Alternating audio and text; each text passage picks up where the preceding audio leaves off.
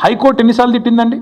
ఈ హైడ్రాతోని వీకెండ్స్ పని చేసుకుంటా, శనివారాలు ఆదివారాలు పని చేసుకుంటా, కోర్టు సెలవు దినాల నాడు హైడ్రాతో మీరు కొడుతున్నారు పేదల ఇండ్లు, ఇంకోసారి పిచ్చి పిచ్చి చేస్తే హైడ్రాను రద్దు చేసి పారిస్తాను కూడా హైకోర్టు చెప్పలేదా? అయినా మీకు బుద్ధి రాదా నీ ప్రభుత్వానికి? బుల్డోజర్లు ఎందుకు పోతున్నాయి ఆదివారాలు శనివారాలు ప్రజల మీదకి? అంటే ఎన్నిసార్లు కోర్టు చెప్పినా, హైకోర్టు చెప్పినా, సుప్రీంకోర్టు చెప్పినా నీకు బుద్ధి రాదా? ఇంగితం రాదా నీ ప్రభుత్వానికి?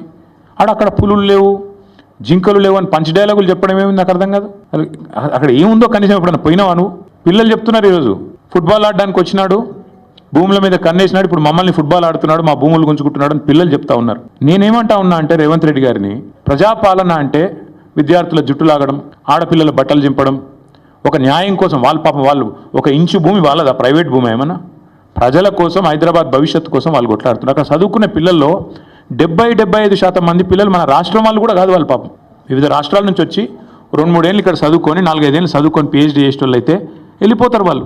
కానీ వాళ్ళకి హైదరాబాద్లో ఉన్న ప్రేమ మీద నీకు అరపైసా అన్నుందా? అనుమాత్రం ఉందా? వాళ్ళు హైదరాబాద్ కోసం వాళ్ళు పోరాడుతుంటే, హైదరాబాద్ భవిష్యత్ తరాల కోసం వాళ్ళు కొట్లాడుతుంటే కనీసం నువ్వు ముఖ్యమంత్రివి, 4 కోట్ల మందికి ప్రతినిధివి అనే ఇంగితం నీకుందా? సిగ్గనిపిస్తలేదా కనీసం? డబ్బు కోసం ఇంత దిగజారాలా? ఇంత తప్పుడు పనులు చేయాలా? నేను జగదీష్ రెడ్డి గారు చెప్పారు, నేను మళ్ళీ చెప్తున్నా, 14,000 ఎకరాలు మేము హైదరాబాద్ ఫార్మాసిటీ కోసం సేకరించాం. మాకు కూడా ప్రతిఘటన ఎదురైంది, మాకు కూడా ఇబ్బందులు అయినాయి. ఒప్పించి మెప్పించి మొత్తానికి కోర్టు కూడా అన్ని సరైన వివరాలు సమర్పించి మేము ministry of environment forest clearance తెచ్చి అన్ని చేసి 14,000 ఎకరాలు హైదరాబాద్ ఫార్మాసిటీ అని చెప్పి ఒక గ్రీన్ ఫార్మాసిటీ కడతామని చెప్పి మేము సేకరించాం. ఇవాళ నువ్వు దాన్ని 4th సిటీయో 420 సిటీయో కడుతున్నావు నువ్వు. అక్కడ నేను అడుగుతున్నా, మరి అక్కడ 14,000 ఎకరాలు నీ చేతిలో ఉన్నప్పుడు, మేము వడ్డిచ్చిన విస్తరలాగా నీ చేతిలో పెట్టినప్పుడు ఈ 400 ఎకరాల మీద ఎందుకు పడ్డావు? అక్కడ 14,000 ఎకరాల్లో కట్టచ్చు కదా. నువ్వు కట్టే ఐటీ పార్కులు, నువ్వు కట్టబోయే AI సిటీ, నువ్వు కట్టబోయే ఫ్యూచర్ సిటీ కోసం 14,000 ఎకరాలు పెట్టుకొని ఇక్కడ ప్రజెంట్ సిటీని ఎందుకు ఖరాబ్ చేస్తున్నావు?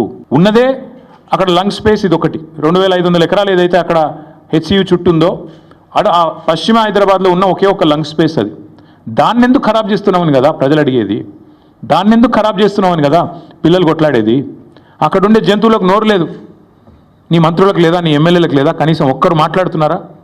ఒక్కరికన్నా కనీసం బాధ అనిపిస్తలేదా? నెమళ్ళు అరుస్తుంటే, ఆ పశువులు పక్షులు గోల చేస్తుంటే, మా గూడు జరగొట్టద్దని ఏడుస్తుంటే ఒక్కళ్ళకు కూడా మానవత్వం ఉన్నవాడికి దేశం మొత్తం వినబడుతుంది, కానీ మీకు వినబట్టలేదా?